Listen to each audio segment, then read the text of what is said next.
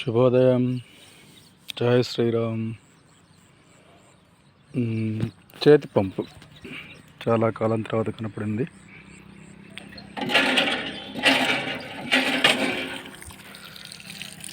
సాధారణంగా చేతి పంపులు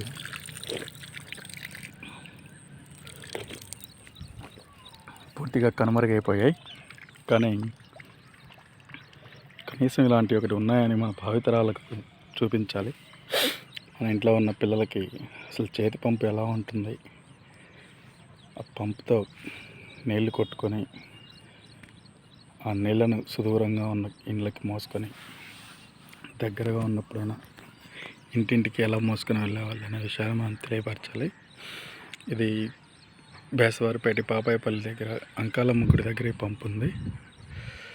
ఒకసారి అందరూ పిల్లలకి తీసుకొచ్చి ఇక్కడ చూపించండి ఒకసారి.